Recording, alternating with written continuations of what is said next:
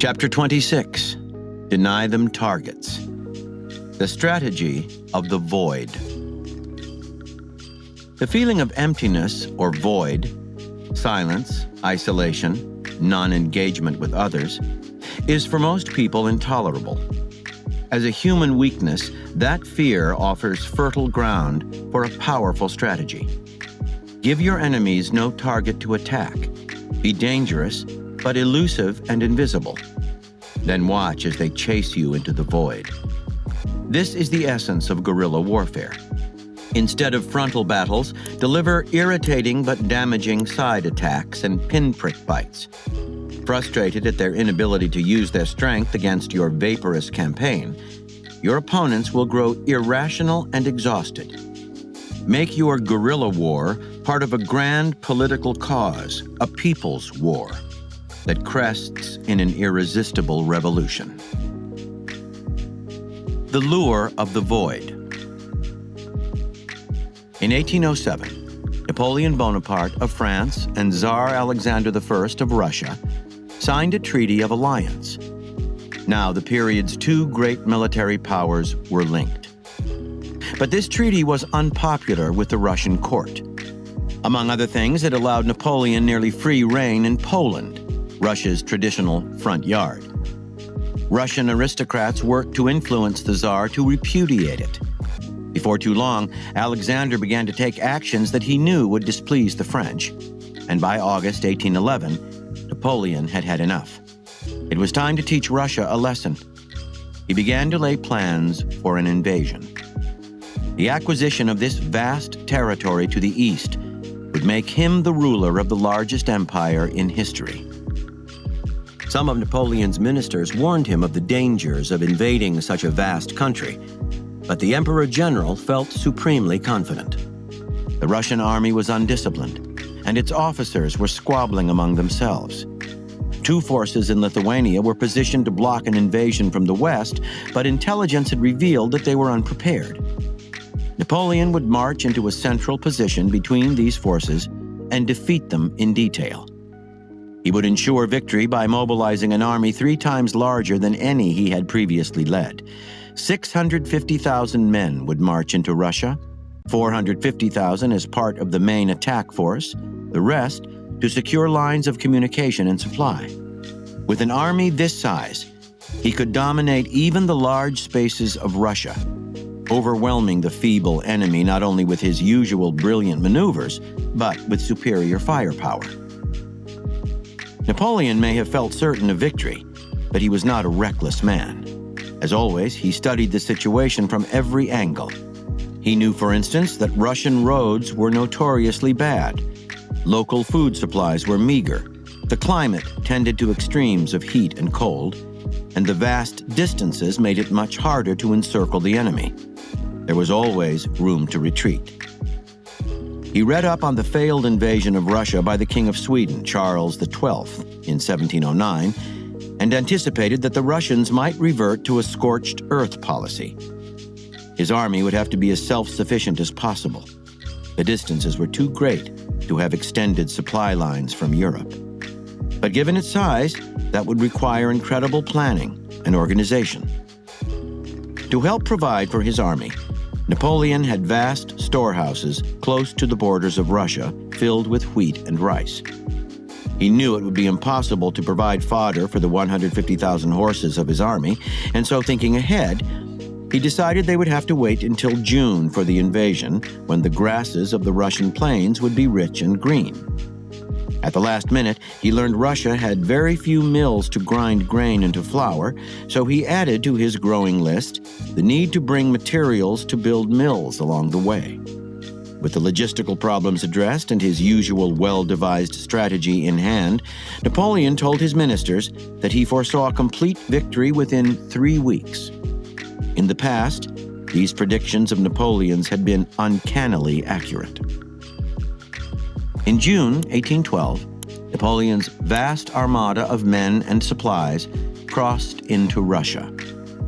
Napoleon always planned for the unexpected, but this time, unmanageable difficulties began to pile up almost immediately. Rain, the bad roads, The intense summer heat brought the army's movements to a crawl. Within days, more than 10,000 horses ate rank grass and died. Supplies were failing to reach the forward troops fast enough, and they had to resort to foraging. But the uncooperative Russian peasants along the march not only refused to sell their food at any price, but burned their hay rather than let the French have it. More French horses died when they were forced to feed off the thatch in the roofs of houses, only to find the houses collapsing on them. The two Russian armies in Lithuania retreated too fast to be caught, and as they went, they burned crops and destroyed all storehouses of food. Dysentery quickly spread through the French troops. Some 900 men died each day. In his effort to catch and destroy at least a part of his elusive enemy, Napoleon was compelled to march ever farther east. At points, he came tantalizingly close to the more northern of the two Russian armies, but his exhausted men and horses could not move fast enough to meet or encircle it, and it easily escaped his traps each time. June bled into July. Now it became clear that the Russians would be able to join their two armies at Smolensk, over 200 miles east of where Napoleon had intended to fight them, and a mere 280 miles from Moscow. Napoleon had to call a halt and rethink his plan. Thousands of French soldiers had succumbed to disease and hunger without a single battle being fought. The army was strung out along a 500-mile line, parts of which were constantly harassed by small troops of Cossacks on horseback, sowing terror with their bloodthirsty raids. Napoleon could not allow the chase to go on any longer. He would march his men to Smolensk and fight the decisive battle there. Smolensk was a holy city with great emotional significance to the Russian people. Surely the Russians would fight to defend it rather than let it be destroyed. He knew that if he could only meet the Russians in battle, he would win. And so the French moved on Smolensk, arriving there in mid-August, their 450,000-man attack force reduced to 150,000 and worn down by the intense heat. Finally, as Napoleon had predicted, the Russians made a stand here, but only briefly. After several days of fighting, they retreated yet again, leaving behind a burned and ruined city with nothing in it to feed on or plunder. Napoleon could not understand the Russian people, who seemed to him suicidal. They would destroy their country rather than surrender it. Now he had to decide whether to march on Moscow itself. It might have seemed wise to wait through the winter at Smolensk, but that would give the Tsar time to raise a larger army that would prove too hard for Napoleon to handle with his own depleted forces. The French emperor felt certain the Tsar would defend Moscow, the very heart and soul of Russia. Once Moscow fell, Alexander would have to sue for peace. So Napoleon marched his haggard troops still farther east. Now, at last, the Russians turned to face the French in battle. And on September 7th, the two armies clashed near the village of Borodino, a mere 75 miles from Moscow. Napoleon no longer had enough forces or cavalry to attempt his usual flanking maneuver, so he was forced to attack the enemy head-on. The Russians fought bitterly, harder than any army Napoleon had ever faced. Even so, after hours of brutal fighting, the Russians retreated yet again. The road to Moscow lay open, but the Russian army was still intact, and Napoleon's forces had suffered horrific casualties. 7 days later, Napoleon's army, now reduced to 100,000 men, straggled into an undefended Moscow. A French marshal wrote to his wife that the emperor's joy was overflowing. The Russians, he thinks, will sue for peace, and I shall change the face of the world. In earlier years, when he had marched into Vienna and Berlin, he had been met as a conquering hero, with dignitaries turning over to him the keys to their cities. But Moscow was empty. No citizens, no food. A terrible fire broke out almost immediately and lasted 5 days. All of the city's water pumps had been removed. An elaborate sabotage to make Moscow still more inhospitable. Napoleon sent letters to the Tsar offering generous terms of peace. At first, the Russians seemed willing to negotiate, but the weeks went by, and it finally became clear that they were dragging out the talks to buy time to build up their army and to let winter grow closer. Napoleon could not risk staying in Moscow another day. The Russians would soon be able to encircle his now meager force. On October 19th, he marched the remains of his army out of the Russian capital. His goal was to get to Smolensk as fast as possible. Now those undisciplined bands of Cossacks that had harassed him on the road east had formed into larger divisions, guerrilla forces of 500 men, and every day they killed off more and more French soldiers. Marching in constant fear, Napoleon's men rarely slept. Thousands succumbed to fatigue and hunger. Napoleon was forced to lead them past the nightmarish fields of Borodino, still crowded with French corpses, many half-eaten by wolves. The snow began to fall.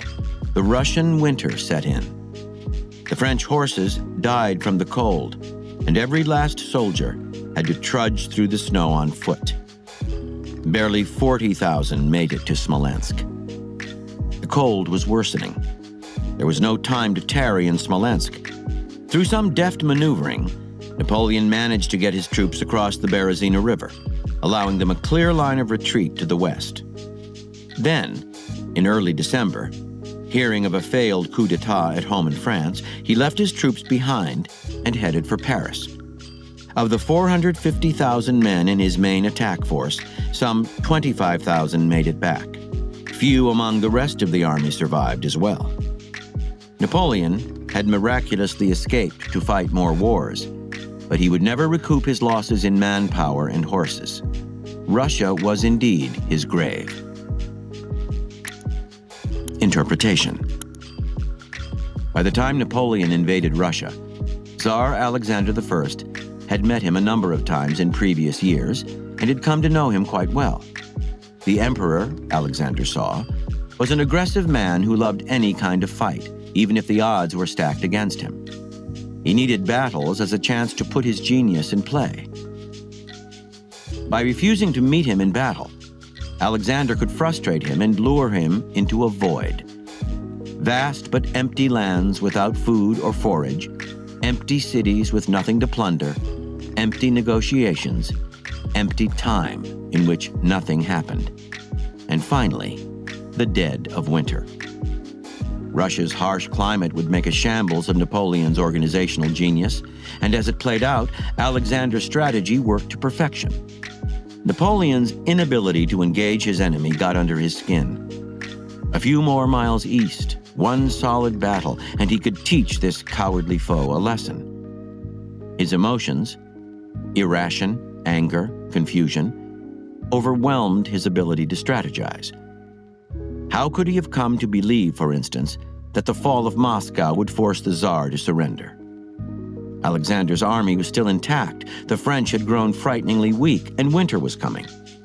Napoleon's mind had succumbed to the powerful pull of the void that he had entered, and that led him far astray. Alexander's strategy wreaked havoc on the French soldiers as well, who were renowned for their superior discipline and fighting spirit. A soldier can endure almost anything except the expectation of a battle that never comes and a tension that is never relieved. Instead of battle, the French got endless raids and pinprick attacks that came out of nowhere, a continuous threat that gradually built into panic. While thousands of soldiers fell to disease, many, more simply, lost the will to fight. It is human nature to not be able to endure any kind of void. We hate silence, long stretches of inactivity, loneliness. Perhaps this is related to our fear of that final void, our own death. We have to fill and occupy empty space. By giving people nothing to hit, being as vaporous as possible, you play upon this human weakness. Infuriated at the absence not just of a fight, but of any kind of interaction at all, people will tend to chase madly after you, losing all power of strategic thought. It is the elusive side, no matter how weak or small its force, that controls the dynamic. The bigger the enemy, the better this strategy works. Struggling to reach you, the oversized opponent presents juicy targets for you to hit. To create the maximum psychological disturbance, you must make your attacks small but relentless, keeping your enemy's anger and frustration at a constant boil. Make your void complete. Empty negotiations, talks leading nowhere, time passing without either victory or defeat. In a world of accelerated pace and activity, this strategy will have a powerfully debilitating effect on people's nerves. The less they can hit, the harder they will fall. From The 7 Pillars of Wisdom by T.E. Lawrence. Most wars are wars of contact, both forces striving to keep in touch. The Arab War should be a war of detachment, to contain the enemy by the silent threat of a vast unknown desert, not disclosing themselves till the moment of attack. From this theory came to be developed ultimately an unconscious habit of never engaging the enemy at all. This chimed with the numerical plea of never giving the enemy's soldier a target.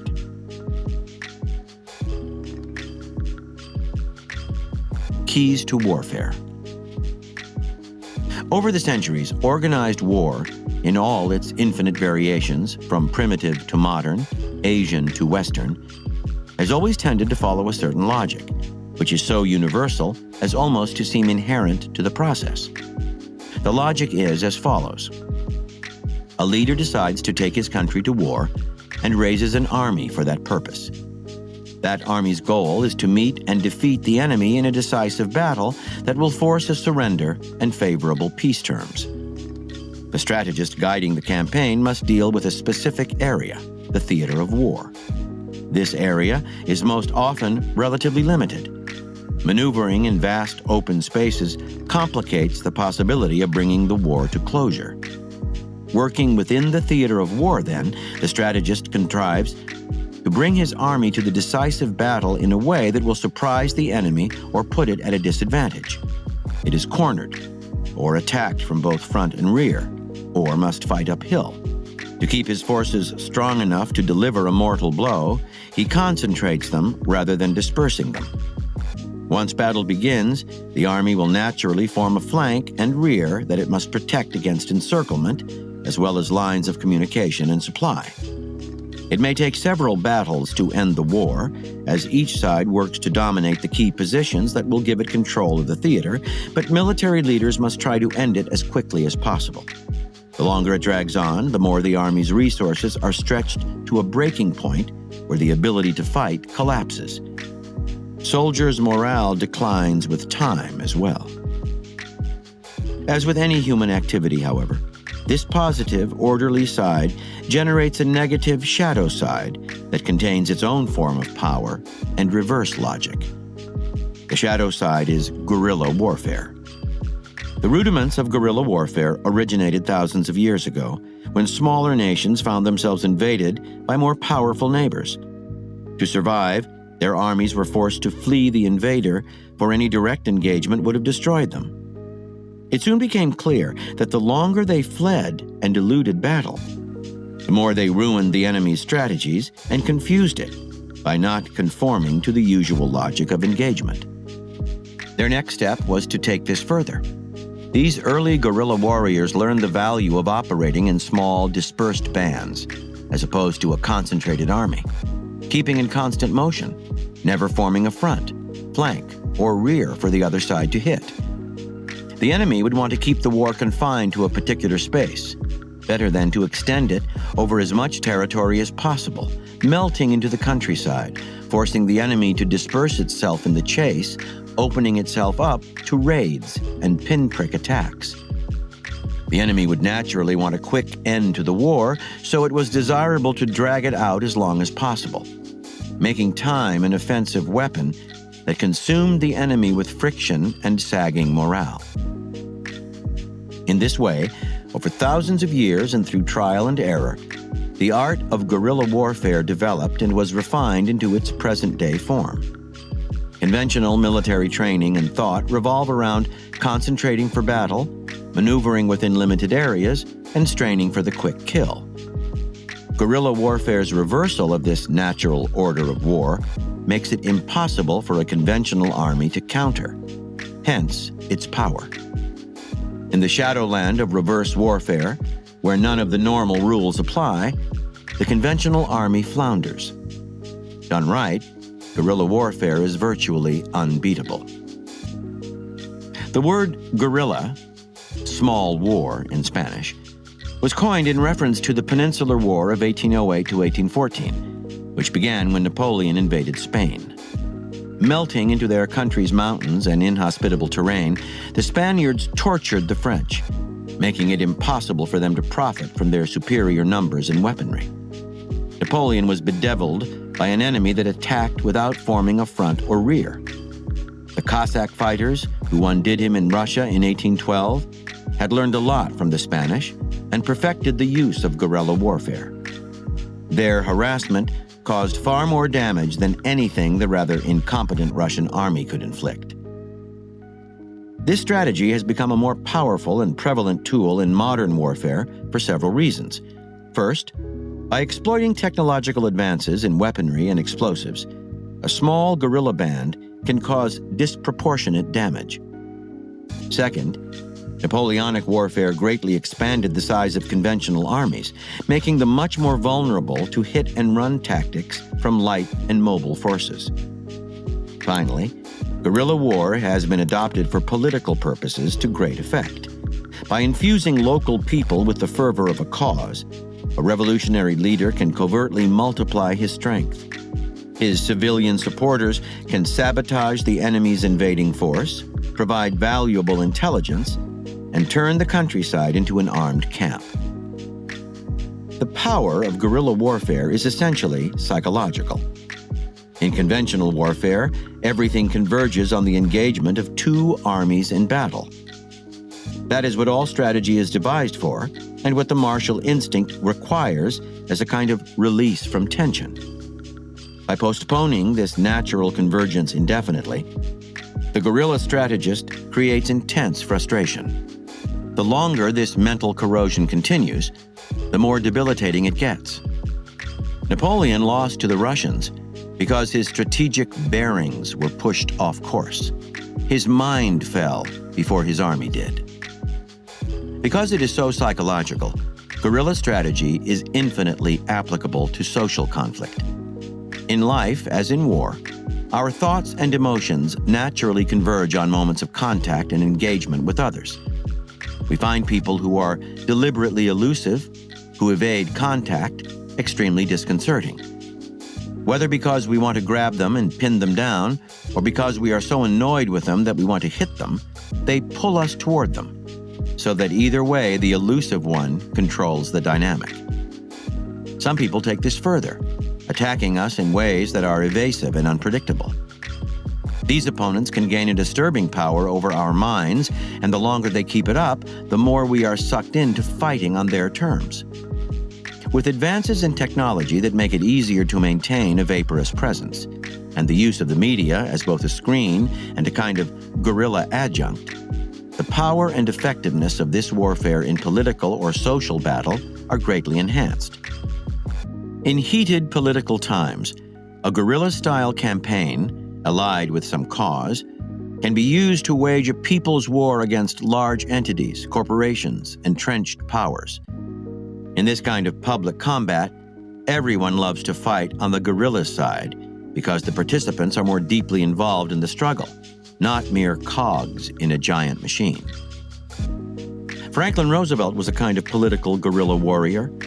He liked to fight evasively and strategized to deny the Republicans any targets to hit. He used the media to make himself seem to be everywhere and to be waging a kind of people's war against moneyed interests. In classic guerrilla manner, he also reorganized the Democratic Party to make it less centralized, more mobile and fluid for local battles. For Roosevelt, though, the guerrilla approach was not so much a coherent strategy as a style. As many do, he unconsciously sensed the power in being evasive and fought that way to great effect. But to make this strategy really work, it is better to use it consciously and rationally.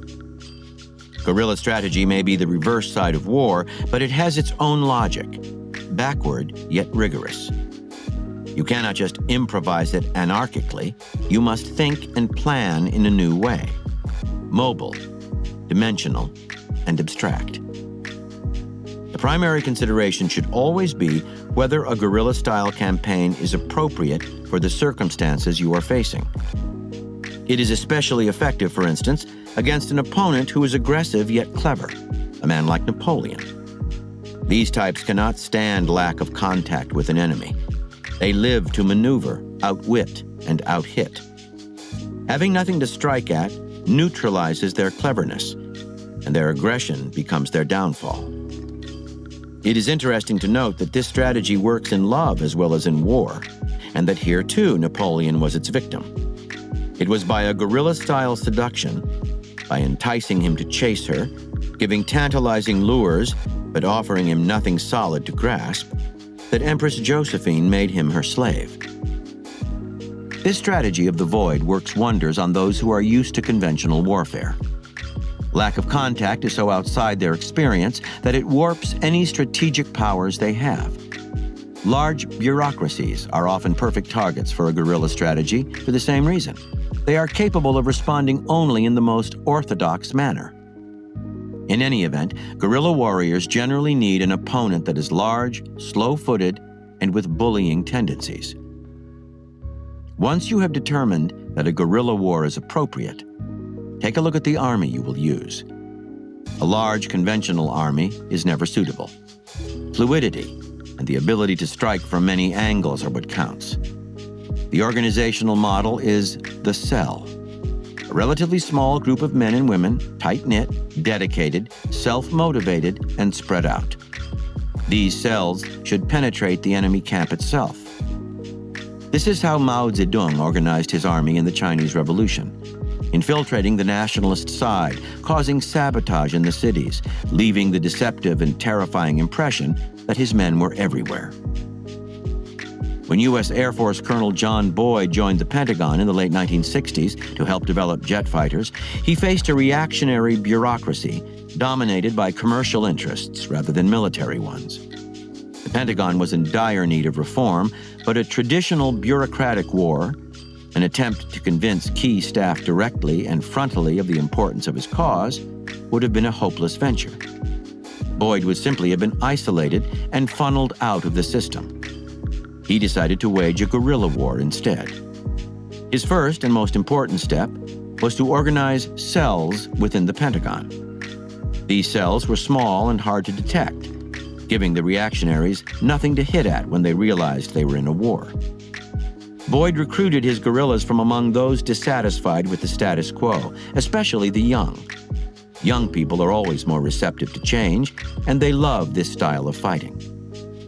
With his cells in place, Boyd had constant intelligence as to what was going on in the Pentagon and could anticipate the timing and content of the attacks on him. He could also use these cells to spread his influence through word of mouth, infiltrating ever deeper into the bureaucracy. The main point is to avoid an organization's formal channels and tendencies for bigness and concentration. Opt for mobility instead. Make your army light and clandestine. You can also attach your guerrilla cells to a regular army, much as the Russian Cossacks supported the armies of Alexander. This mix of conventional and unconventional can prove highly effective. Once you have organized your cells, you must find a way to lure the enemy into attacking you. In war, this is generally accomplished by retreating, then turning to strike at the enemy with constant small raids and ambushes that cannot be ignored. This was the classic strategy pursued by T.E. Lawrence in Arabia during World War I. The 19th century American financial wizard Jay Gould, a man who fought many guerrilla wars in his business life, did something similar in his daily battles. His goal was to create maximum disorder in the markets, disorder he could anticipate and exploit. One of his main adversaries was the highly aggressive mogul Commodore Cornelius Vanderbilt, whom he engaged in a war for control of the Erie Railroad in the late 1860s. Gould maintained an incredibly elusive presence. He would work back channels to gain influence in, for example, the New York State legislature, which then enacted laws undermining Vanderbilt's interests. The furious Vanderbilt would go after Gould and counterattack, but Gould would by then have moved on to some other unexpected target. To deprive Vanderbilt of the strategic initiative, Gould upset him, fed his competitive and aggressive instincts, then goaded him further by giving him no target to counterattack. Gould also made skillful use of the media. He might plant a newspaper article that would suddenly sideswipe Vanderbilt, portraying him as an evil monopolist. Vanderbilt would have to respond, but that would only publicize the charge. And meanwhile, Gould's name would be nowhere in evidence. The media in this instance are perfect as both the smokescreen concealing guerrilla tactics and the vehicle conveying them. Use the media to goad your enemies, getting them to disperse their energies in defending themselves while you watch or find a new target to raid and ambush. Lacking a real battle to deal with, their frustration will mount and lead them to costly mistakes. In conventional warfare, the way you supply your army is a critical issue. In guerrilla warfare, on the other hand, you live off your enemies as much as possible, using their resources, their energy, and their power as a kind of supply base. Mao supplied his army mostly with captured equipment and food. Gould actually started out by infiltrating Vanderbilt's inner circle as a financial partner, then using Vanderbilt's immense resources to fund his mayhem. Using the enemy's materiel will help you to endure the longer length of any successful guerrilla campaign. In any event, you must plan to live cheaply, marshaling what you have for the long run. In most conflicts, time is a danger, bringing Murphy's Law into play. If anything can go wrong, it will. If your army is small and relatively self-sufficient, though, there is less to go wrong. And meanwhile, you are working to make sure that for the enemy, the passage of time is a nightmare. Morale is sinking, resources are stretched, and even great planners like Napoleon are finding themselves with problems they could never have foreseen. The effect is exponential. As unexpected problems crop up, the enemy starts making mistakes, which lead to more problems. And so it goes. Make time an offensive weapon in your strategizing. Design your maneuvers to keep your enemies just barely going, always thinking that one more battle will do the trick. You want them to deteriorate slowly. A sudden sharp setback, a clear view of the trap you are laying for them, and they will pull out before the damage is done. Let them take key positions that give them the illusion of success. They will hold on to them tenaciously as your raids and pinprick attacks grow in number. Then, as they weaken, increase the pace of these attacks. Let them hope, let them think it is all still worth it, until the trap is set. Then, break their illusion. Just as you are extending time, contrary to convention, you are also extending space. You want to bring the fight to areas outside the theater of war, to include public and international opinion, turning the war into a political and global issue, and giving the enemy too large a space to defend. Political support is invaluable to an underdog guerrilla campaign. The longer the fight is drawn out, the more the enemy seems morally unjustified and politically isolated. Always try to ally your guerrilla campaign with a cause you can defend as just and worthy. You will win your guerrilla war in one of two ways. The first route is to increase the level of your attacks as your enemies deteriorate, then finish them off, as the Russians finished off Napoleon. The other method is by turning sheer exhaustion to your advantage. You just let the enemy give up, for the fight is no longer worth the aggravation. The latter way is the better one. It costs you less in resources, and it looks better. The enemy has fallen on his own sword. But even a guerrilla campaign cannot go on forever. At a certain point, time starts to work against you as well. If the ending is taking too long, you must go on the offensive and finish the enemy off. In the Vietnam War, the North Vietnamese drew out the war to a point where it was also costing them too much. That was why they launched the Tet Offensive in 1968, to greatly accelerate the deterioration of the U.S. war effort. The essence of guerrilla warfare is fluidity. The enemy will always try to adjust to what you are doing, attempting to find its feet in this unfamiliar terrain. You must be prepared to change and adopt whatever is contrary to expectation. This might mean occasionally fighting in a conventional manner, concentrating your army to attack here or there, then dispersing again. Your goal is maximum disorder and unfamiliarity. Remember, this war is psychological. It is more on the level of strategy than anything else that you give the enemy nothing to hold on to, nothing tangible to counter. It is the enemy's minds that are grasping at air, and their minds that fall first. Reversal. A guerrilla strategy is extremely hard to counter, which is what makes it so effective. If you find yourself in a fight with guerrillas and you use conventional methods to fight them, you play into their hands. Winning battles and taking territory means nothing in this kind of war. The only effective counter strategy is to reverse the guerrillas' reversal, neutralizing their advantages. You must refuse them the freedom of time and space they need for their mayhem. You must work to isolate them, physically, politically, and morally. Above all, you must never respond in a graduated manner by stepping up your forces bit by bit, as the United States did in the Vietnam War. You need a quick, decisive victory over such an opponent. If this seems impossible, it is better to pull out while you can than to sink into the protracted war the guerrilla fighter is trying to lure you into.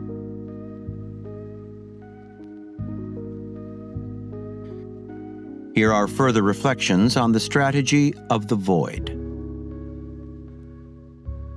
From The Campaigns of Napoleon by David G. Chandler. In addition to wasting an ever-increasing proportion of French manpower, the elusive Russian tactics also contributed to the mental as well as physical exhaustion of Napoleon's forces. Tip-and-run raids by small bands of Cossacks were continuous and exercised a baleful influence far in excess of the military danger they represented. The French army became increasingly subject to fits of the jitters. Captain Roeder noted one typical example in his diary. The Hessian troops were mustering for parade before the Emperor's quarters at Vitebsk on August 17th, when everything was suddenly thrown into ridiculous uproar because a few Cossacks had been sighted, who were said to have carried off a forager. The entire garrison sprang to arms, and when they had ridden out, it was discovered that they were really surrounded by only a few dozen Cossacks who were dodging about hither and thither. In this way, they will be able to bring the whole garrison to hospital in about 14 days without losing a single man. From On Partisans and Irregular Forces by J.F.A. Lumière de Corvée. Such was the system Spain used against us. 150 to 200 guerrilla bands scattered all over Spain had sworn to kill 30 or 40 Frenchmen a month each. That made 6,000 to 8,000 men a month for all guerrilla bands together. The order was never to attack soldiers traveling as a body unless the guerrillas outnumbered them. But they fired on all stragglers, attacked small escorts, and sought to lay hands on the enemy's funds, couriers, and especially convoys. As all the inhabitants acted as spies for their fellow citizens, the guerrillas knew when the convoys would leave and how strong their escorts would be, and the bands would make sure they were twice the size. They knew the country very well, and they would attack furiously in the most favorable spot. Success often crowned the undertaking, but they always killed a lot of men and the goal was achieved. As there are 12 months in the year, we were losing about 80,000 men a year without any pitched battles. The war in Spain lasted 7 years, so over 500,000 men were killed. But that includes only those killed by the guerrillas.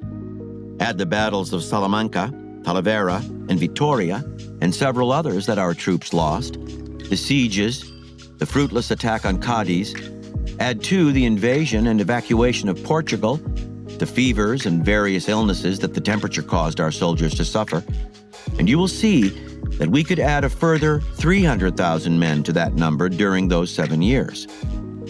From what has been said, it will be apparent that the prime aim of this sort of war is to bring about the destruction of the enemy almost without him noticing it.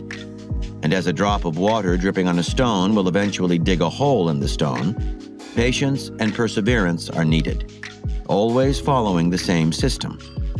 In the long run, the enemy will suffer more from this than he would from losing pitched battles.